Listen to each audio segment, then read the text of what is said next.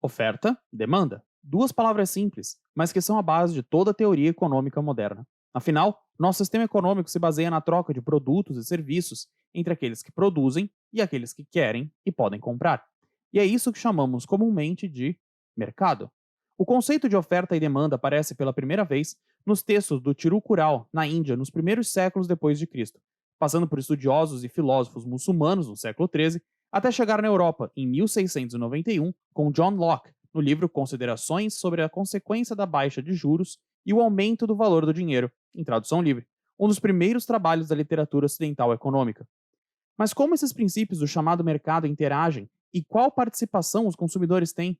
Como entender melhor forças que influenciam nossa vida cotidiana, mas que parecem invisíveis aos nossos olhos?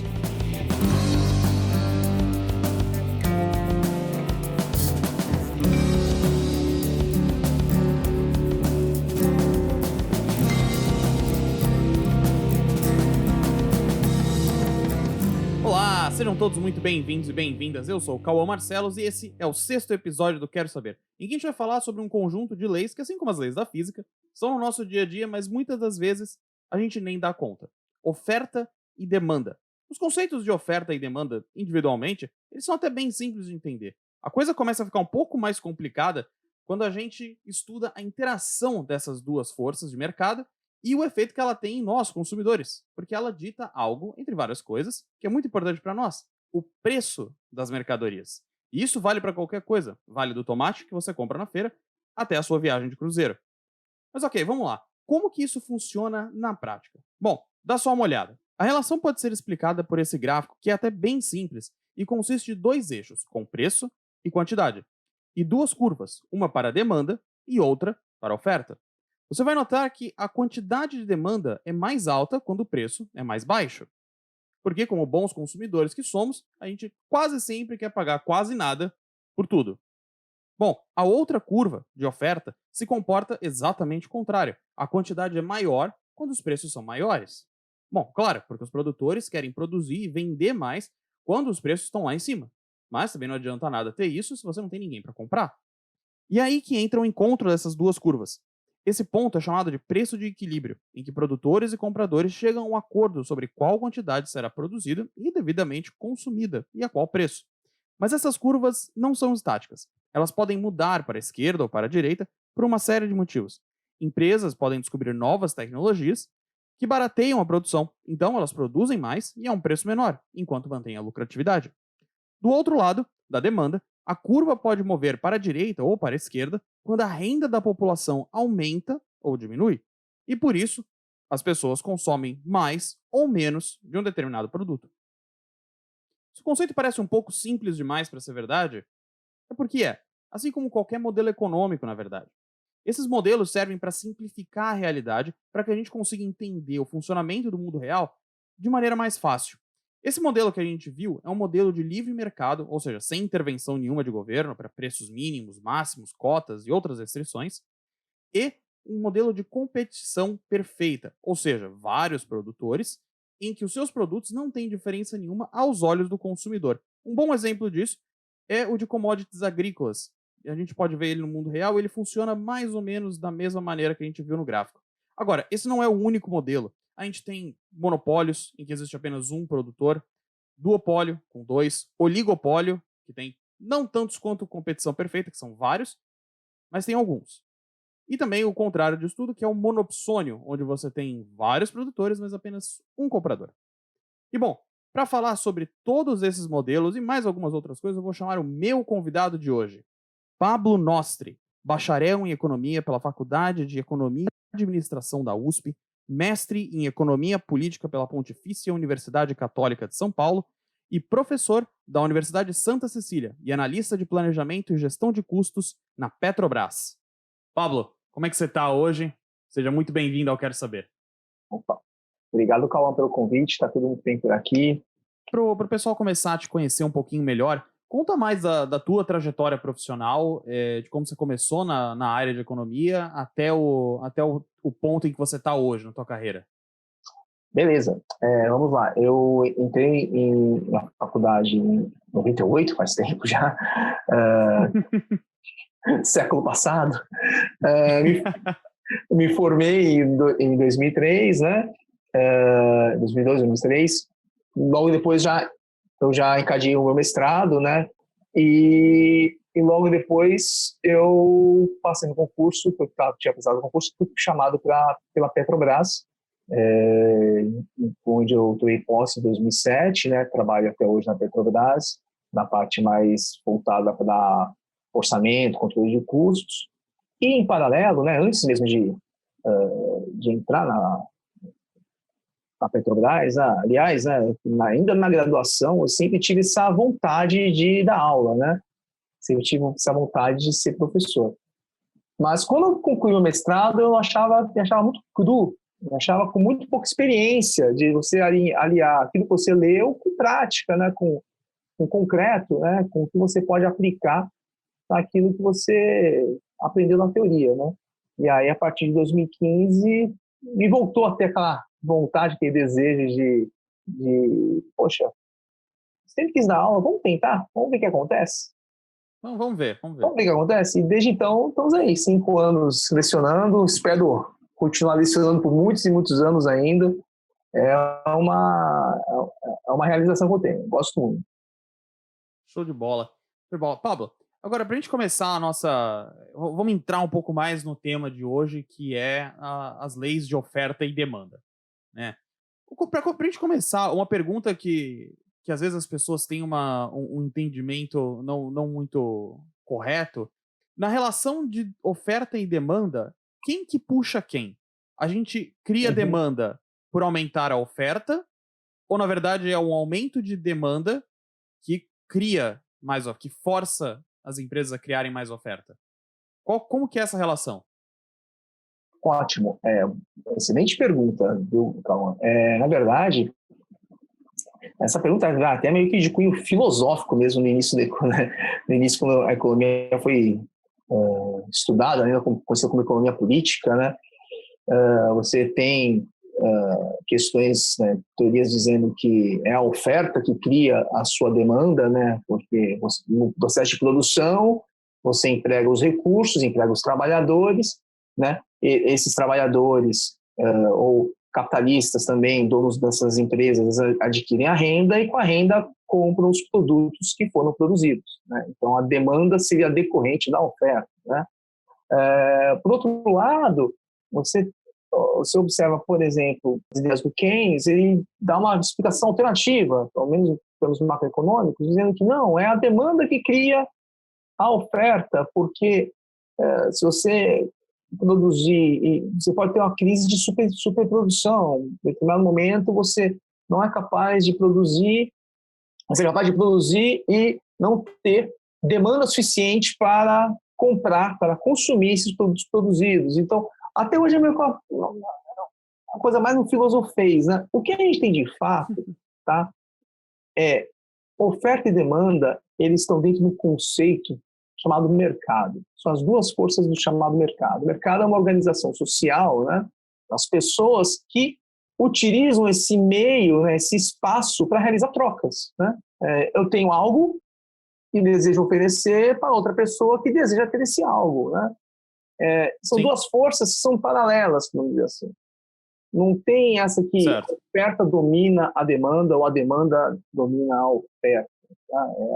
É um jogo de duas forças. Há mercados onde a oferta é mais dominante, há mercados onde a demanda é mais dominante, mas, de qualquer forma, você sempre tem esses movimentos entre as curvas de oferta e demanda que acabam determinando os preços e as quantidades oferecidas e consumidas pelos produtos no mercado. Né? Certo.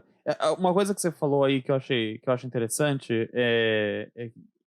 dependendo de alguns mercados, a oferta influencia mais, outros mercados a demanda influencia mais. Acho que talvez a curva clássica de demanda e oferta que a gente conhece, que é aquele X, ele, na verdade, é baseado num princípio de competição perfeita, né? Em que você não tem, na verdade, diferenciação entre os produtos, então o único fator diferencial é o preço, logo a quantidade de oferta e demanda são equilibradas a partir do preço. O quão importante é o conceito de competição perfeita para a gente entender oferta e demanda, mas acho que a pergunta maior é: existe competição perfeita no mundo real? Uma Vamos coisa é lá. a gente analisar isso nos livros. Outra coisa é a gente olhar para o lado de fora da janela e falar: não tem grandes competições perfeitas nos mercados que a gente vê hoje. A competição perfeita nada mais é que um modelo, uma simplificação da realidade. Claro. Vou deixar isso aqui um pouquinho de lado. Eu queria primeiro pegar seu ponto de explicar a questão da oferta e da demanda. A oferta e demanda não depende somente de preço. Tá? Sim. A oferta e demanda depende de uma série de variáveis, tá? De uma série de coisas, né? O consumidor pode, sei lá, a demanda do consumidor com batata frita pode estar condicionado ao preço do hambúrguer. Opa, se o preço do hambúrguer cai, eu quero acompanhar com batata frita, vou comprar mais batata frita. Sim, se eu tenho um é a guarda-chuva... questão de produtos complementares, né? Esse é das produtos Complementares, substitutos, complementares. exatamente, sim. Ou pizza e batata frita pode ser com produtos concorrentes, substitutos. O que eu quero dizer o preço nada mais é do que um sinal. O preço ele é um mecanismo que mostra como anda a preferência, né, das pessoas pelo lado da demanda, né, e pelas empresas pelo lado da oferta. Então, de forma bem simplificada. Tá? Então, quando o preço de um produto sobe, isso estimula os produtores a produzir mais esse produto e, ao mesmo tempo, desestimula as pessoas de consumir um determinado produto. Né? Então, o preço é aquele sinalizador que faz com que se produza mais ou menos determinado produto. Então, é só para dizer que o preço nada mais é do que um resultado na interação nessa série de coisas, né, que influenciam compradores e vendedores, tá? Agora, voltando para a questão da competição perfeita, né, vamos lá. Os mercados, eles são únicos. Eu, por exemplo, trabalho no mercado de petróleo, né, trabalho na Petrobras. Eu posso ficar 30, 40 anos estudando sobre o mercado de petróleo e vou estar sempre aprendendo alguma coisa nova, né? Claro. Seja o comportamento do consumidor, seja o comportamento dos concorrentes, seja determinados choques nos preços, porque entrou uma inovação tecnológica que faz com que o carro elétrico vai concorrer com um carro movido a gasolina, isso vai gerar impacto no setor. Ou seja, quando você estuda cada setor separadamente, você vê que cada setor tem suas complexidades, suas particularidades, né? Os economistas não vão conseguir nunca pegar uma teoria e conseguir abarcar todos os tipos de mercados, porque cada mercado, como eu falei, tem suas idiosincrasias, né? Tem suas características próprias, né? Então, os economistas, eles fazem o quê? Eles transformam essa série de mercados diferentes em 4 grandes mercados, né? 4 estruturas de mercado. Entre elas estão a concorrência perfeita.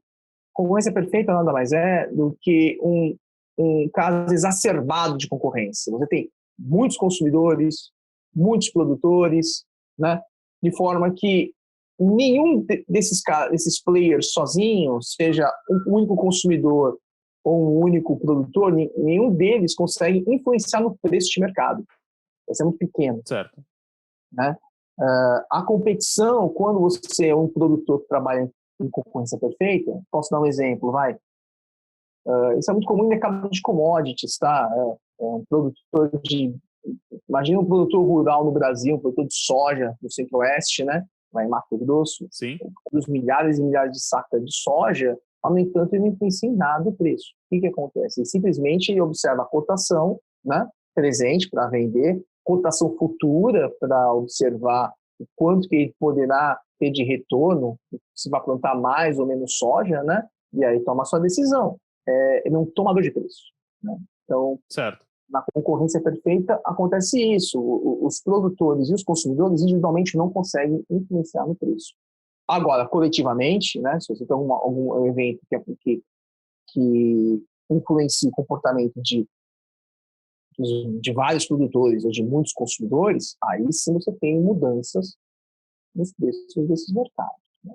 Certo. E, bom, se a competição perfeita talvez não descreva exatamente os mercados que a gente vê no nosso dia a dia, talvez o mercado de commodities seja o que de fato mais se aproxima, né? Você deu o exemplo da soja, a gente pode ver isso em várias outras commodities, tanto agrícolas quanto de minérios, enfim.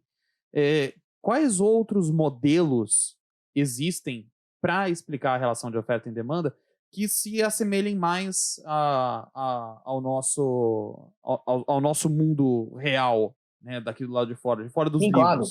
claro, Quais são claro. esses modelos? Uhum, vamos lá. Então, quando a gente fala em concorrência perfeita, a gente pensa muito nesses mercados grandes, como commodities, né, mercados integrados Sim, sim. mundialmente, mas eu posso pegar esses modelos de concorrência perfeita e ajustar para mercados mais simples do nosso dia a dia. Por exemplo, eu ando aqui agora não, porque questões óbvias, né, da pandemia, mas tem aquela área dos box ou dos camelôs, onde tem uma série de lojinhas vendendo capinha de celular, por exemplo. Isso é um modelo típico de concorrência perfeita. Por quê? Por que concorrência perfeita? Você tem uma série de pessoas vendendo o mesmo produto, né? E o consumidor não está nem aí se está comprando a barraquinha A, B, C. É tudo capinha de celular. Né? Então, o camarada que quer entrar nesse mercado, ele sabe quanto que é o preço de uma capinha, a capinha é R$10, R$15, e vai vender por esse preço.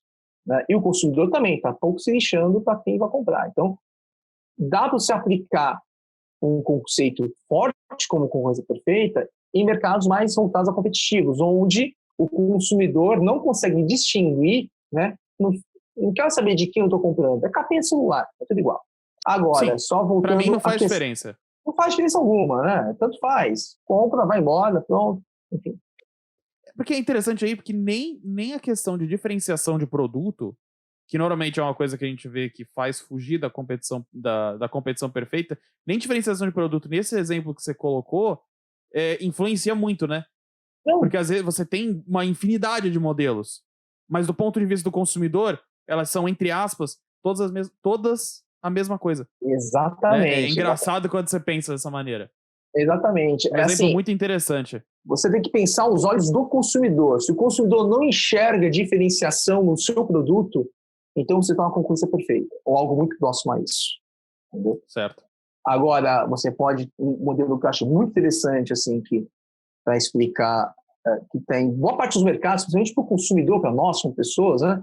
A concorrência monopolística, ela é muito interessante porque o que ela pregoa, né? Ela diz que existem vários consumidores, vários produtores em determinado setor. No entanto, cada produtor ele consegue mostrar ao mercado que o seu produto é único, né? Ou seja, ocorre uma diferenciação do produto. Né? É uma diferenciação efetiva, né? Efetiva. De fato. Isso. Mas olha só que interessante, essa diferenciação efetiva de fato, claro, pode ser de forma objetiva, né? Por exemplo, não sei, mercado de celulares, né? Já que eu falei de capinha, eu vou falar de celular, vamos puxar a coisa. Vamos puxar a coisa aqui. Temos aqui tem uma série de marcas de celulares. Olha, você diferentes marcas. Quando você compra uma Apple, você sabe tem o perfil do consumidor da Apple, né? Consome o produto da Apple, software da Apple, eu brinco que aceita da Apple, né? Eles conseguem diferenciar de tal forma o produto, né? É um trabalho muito bem feito de diferenciação, né? Questão tanto fatores objetivos, né? Design, a capacidade de memória, de processamento, enfim, não sou da área, mas também de forma subjetiva, que é o que vale, tá? O que vale a diferenciação é o que está aos olhos do consumidor. O consumidor, quando compra um Apple, né, muitos deles compram o celular e não utilizam nem metade, digo nem um terço da capacidade do celular. Claro. Ele está pensando no subjetivo, né, no bem-estar, na diferenciação que ele tem, seja os valores que a Apple passa, né, por meio das suas propagandas, enfim. Então, é muito interessante isso. Você tem um mercado competitivo, mas as empresas sabem que se elas competirem nesses mercados somente pelo preço, elas vão transformar o seu mercado em capinha de celular. Vai ter produtos diferentes, mas o consumidor pode ter os olhos e dizer, é tudo igual, é tudo celular. Tudo serve para acessar o Facebook, o WhatsApp, o Instagram e fazer ligação. Pronto. Bom, Pablo, uma coisa que você falou, você comentou de competições monopolísticas, né? Na verdade, me fez pensar aqui, puxar para nossa próxima pergunta, que seria a questão da elasticidade de demanda, né? Tanto da demanda quanto da oferta. E você tem exemplos, por exemplo, de monopólios que o produtor dita quanto de quantidade e quanto de preço vai ser, e a demanda meio que continua a mesma, porque é a única opção, e é um bem que você precisa ter. No caso, por exemplo, de energia elétrica, seria um exemplo disso. É, mas explica pra gente melhor como que funciona a elasticidade de demanda. Tanto da demanda, a elasticidade da demanda e a elasticidade da oferta também, né? Vamos separar então um pouquinho só os conceitos, né? Sim, Elasticidade nada mais é do que uma medida de sensibilidade, podemos dizer assim, né? Quão sensível é a sua demanda ou a sua oferta em relação à mudança de alguma coisa. Por exemplo, a elasticidade de demanda, ele mostra, nome é elasticidade de preço de demanda, tá? O nome sim, sim. completo. Nada mais é que mostra, né, o quão sensível é o consumidor, né, em relação à alteração do nível de preços. Né? Então, você tem pessoas que têm há mercados onde o consumidor ele é mais sensível ou menos sensível à mudança de preço. O que eu quero dizer com isso? Mercados onde o consumidor é mais sensível, é mais elástica, né, a demanda, né, pequenas mudanças nos preços vão causar uma grande mudança. Então, no caso da energia elétrica, né, como bem você citou, energia elétrica geralmente tem uma elasticidade baixa, porque é um produto de você tem poucos substitutos, por exemplo, né? Olha, Sim. Se eu pego energia aqui, a minha distribuidora é, sei lá, a CPFL, eu não tenho opção, eu tenho que usar a CPFL. Se a CPFL aumentar o preço da minha energia elétrica, o que eu posso fazer sem energia? Pouca coisa, né? Então, É, eu vou reduzir meu consumo, mas não vou reduzir muito o meu consumo. é. Agora, Ela não na é 100% inelástica, né? Ela é só um pouquinho, de um pouquinho que você consegue cortar, mas não isso. o bruto da. Você sempre consegue ajustar um pouquinho, né? E, Sim, assim, a elasticidade de preço de demanda, ela tem algumas... A questão da essencialidade do bem, né? Se o bem é essencial ou não, energia elétrica é algo essencial, né? O sim, número de substitutos, né? O que eu posso substituir energia elétrica, né? Você pode substituir algumas coisas, colocar energia solar, ou, por exemplo, colocar no chuveiro a gás, mas você tem sim, poucas alternativas, né? E também a questão do prazo, né? Como eu falei, a longo prazo, né, com as inovações tecnológicas ou mudanças de hábitos do consumidor, isso tende a deixar a demanda mais sensível, mais elástica. São os principais certo. fatores, né? Qual vai ser o objetivo do monopolista? O monopolista vai querer ter o maior lucro possível. Aliás, qualquer empresa, né, na teoria econômica Sim, tradicional, tem esse objetivo, é ter o maior lucro possível, que ter o chama de maior lucro maximização de possível, lucro. claro. Então, o monopolista ele vai observar ele vai estudar muito do comportamento do seu consumidor, né, e verificar, olha, que preço, né, que eu posso utilizar que vai me dar o lucro máximo. Esse preço que pode dar um lucro máximo pode ser um preço um pouco mais baixo do que aquele preço que a gente pode pensar que poderia ser no monopólio. Certamente não vai ser um preço baixo como de uma concorrência, né? Quando você tem concorrência perfeita, Claro. você consegue, perfeita, um mercado em competição, as, Sim, sim. o monopolista tende a perder esse poder, né, sobre o preço, sobre ditar o preço, e acaba tendo que reduzir mais ainda seu preço, oferecer mais a quantidade, né, a quantidade oferecida de um produto em mercados competitivos tende a ser maior do que em mercado monopolista, né? Sim, Então, mas por que isso acontece? Né? Porque como o monopólio é o único cara, é a única empresa, o monopolista quiser vender mais, ele obrigatoriamente vai ter que reduzir o preço. Então ele sempre está nesse dilema: vendo mais, sim, mas a um preço menor, compensa quanto? Vai ter um determinado momento que não irá compensar, ele vai observar uma queda no seu lucro. claro. Então, o monopólio ele vai colocar um preço acima do que se fosse um mercado competitivo, por isso que consumidores, né, isso é bem intuitivo, pessoas não gostam de monopólios porque eles entendem que o monopólio não é Claro. algo bom. E não é mesmo, o monopolista vai colocar sempre um Sim, preço acima do que o mercado em concorrência. Mas também não é aquela coisa achar que você vai ter um preço assim, atingível, inalcançável, porque O monopólio tem o que é isso? O monopólio quer ter um lucro máximo, muitas vezes esse lucro máximo resulta numa quantidade razoável de produtos entregues. Vai colocar um preço altíssimo e vai observar uma grande queda na sua procura, por mais inelástica que seja a demanda. Mesmo no monopólio, ele tem a curva de demanda para pensar antes de tomar suas decisões. Né? E tem a questão também, às vezes, de monopólios naturais, né? Sim. São empresas, são mercados que é tão caro de você entrar como empresa, de você desenvolver tecnologia, colocar infraestrutura no lugar e, de fato, começar a ofertar o teu produto, que é tão caro, é tão proibitivo, que acaba ficando só a única empresa que começou e que está lá até hoje, ou às vezes tem duas, mas é só isso, né? É um monopólio natural, né? Que, exato. Se eu não me engano, que esse é o excelente termo. ponto. O nome é exatamente esse, monopólio natural. O monopólio natural acontece quando a estrutura de custos, pela lógica, olhando os custos, é melhor ter uma única empresa do que duas, três no determinado mercado. Eu gosto sempre de ser radical nesse exemplo, gosto de usar exemplo com um monopólio natural. Saneamento básico. Água e esgoto. Interessante. Como é que aqui eu sou servido pela Sabesp? Você pode até, o governo de São Paulo pode chegar e dizer o seguinte, não, está livre concorrência. Se você quiser entrar no mercado, à vontade.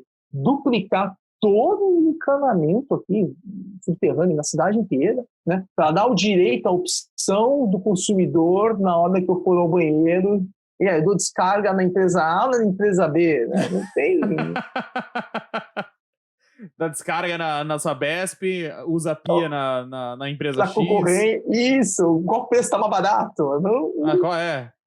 Não faz sentido. O custo é muito Tem maior concorrências que não fazem sentido. Sim. do que o benefício que o consumidor vai ter. O consumidor não vai conseguir enxergar isso. Ele fala, cara, não tem jeito. E às vezes para o consumidor acaba criando dor de cabeça, né?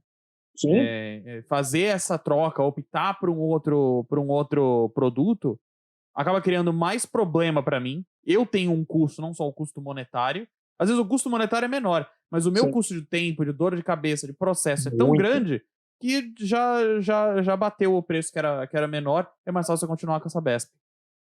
Então é interessante essa questão de monopólios, que às vezes a gente acha que monopólio automaticamente é ruim. Mas nem sempre, né? Nem sempre. Você tem que olhar exatamente qual é o mercado. Às vezes eu arranjo que é possível, né? Até 2 décadas atrás, telecomunicações era um monopólio natural. Mas aí, quando apareceu, né, celular e o telefonia móvel, você conseguiu, não precisa mais de cabo, precisa de fio, precisa ter telefone mais fixo. Né? Inovações tecnológicas podem transformar monopólios que eram antes naturais em concorrência. Né? Sim. Aconteceu com telecomunicações.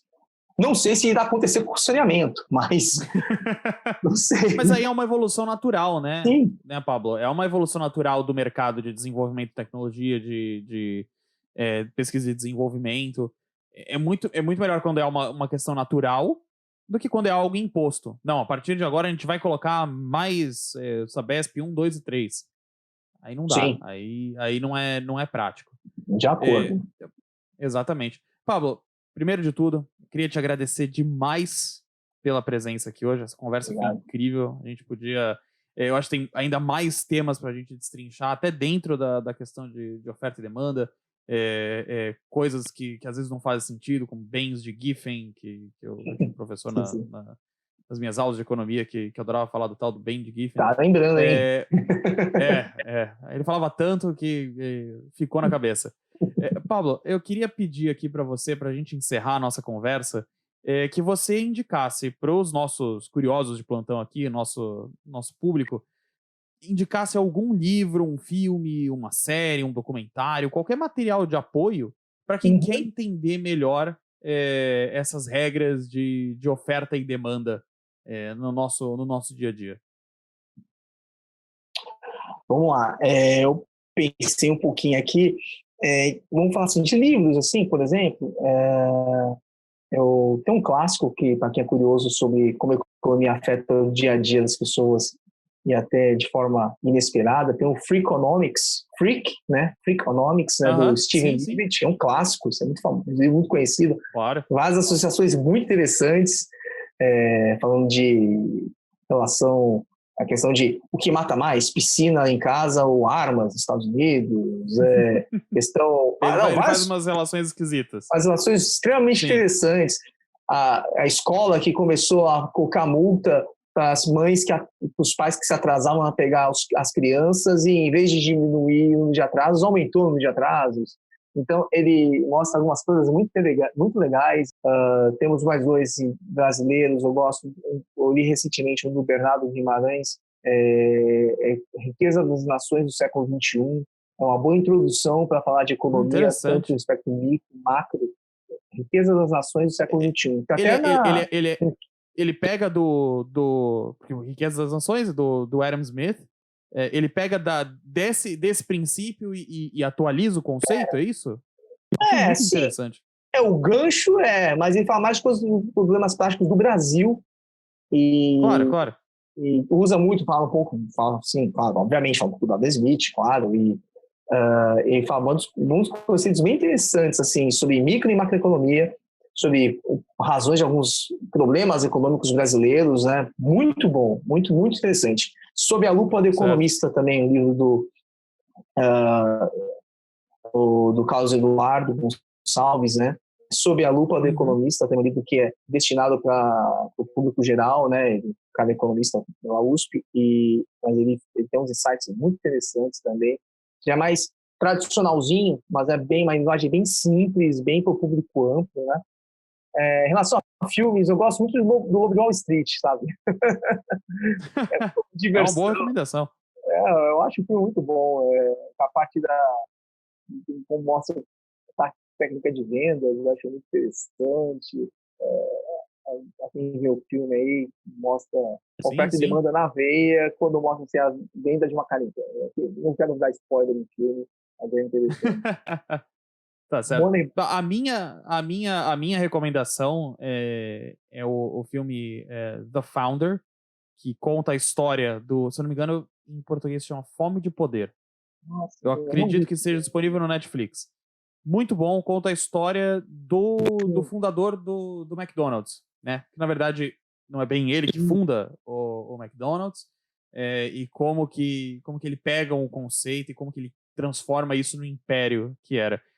E eu escolhi esse filme para esse assunto porque no começo do filme, não é exatamente um spoiler, né? O filme abre com isso, não muda muito bem a história, mas ele abre porque ele era um vendedor de produto para fazer milkshake, de uma máquina para fazer milkshake. E ele ia atrás dos restaurantes para poder vender. E ele abre o filme falando: se você fizer mais milkshakes, mais pessoas vão querer comprar milkshakes. Você cria a oferta, a demanda segue.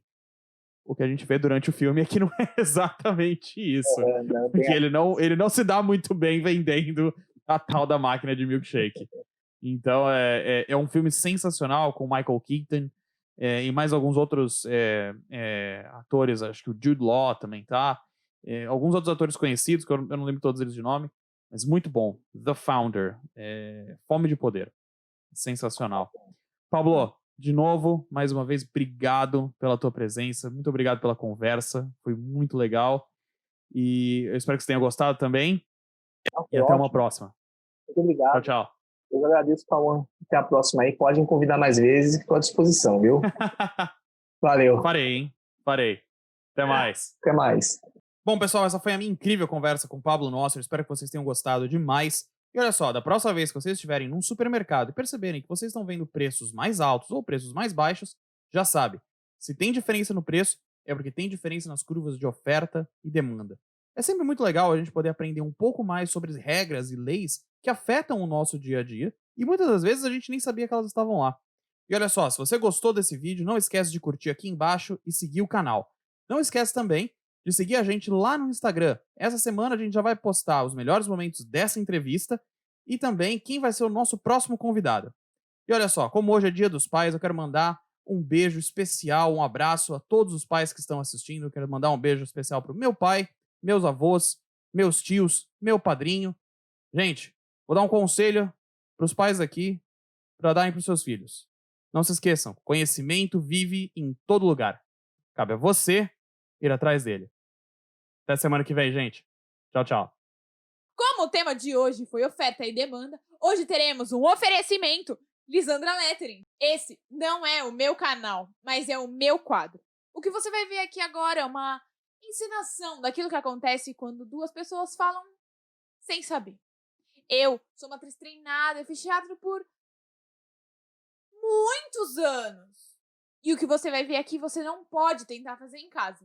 Mas se você tentar, manda pra gente.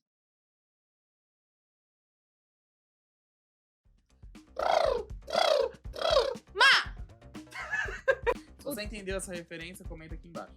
Ayane, o que é um monopólio? É aquele jogo de tabuleiro, que eu não sei como joga, na real. Ninguém sabe. Nene, como é determinado o preço de equilíbrio no encontro das duas curvas de oferta e demanda? Ué, quando a oferta tá aqui, a demanda tá aqui, e aí aqui é o negócio aqui. Quando o preço da oferta... Acertou! Parece tipo uma luta do gringo. É isso mesmo. Ponto pra mim. Nene, o que é um monopsônio? Calma, repete. O que é um monopsônio? Parece o nome de um dinossauro que tinha sono. Monopossauro. Monopossauro que tem uma doença chamada psônio. Que aí ele fica com muito sono. Rayane, dê exemplos de mercados com competição perfeita. Competição perfeita. É que tem muitos, né? Eu tenho vários exemplos, sabe? Tipo, por exemplo. Eu tenho vários exemplos. Tipo, tênis. Temos vários vendedores. Continua. Temos a Destruindo o A cenário. Nike. Temos a Adidas, Reebok, New Balance. Rayane, o que é a elasticidade e preço da demanda? E como que isso afeta o preço das coisas que a gente compra e a nossa propensão de comprar? Sabe, eu já te falei isso em outro programa. Você até pode... Seu link aqui embaixo. Essa pergunta foi muito longa! Corta.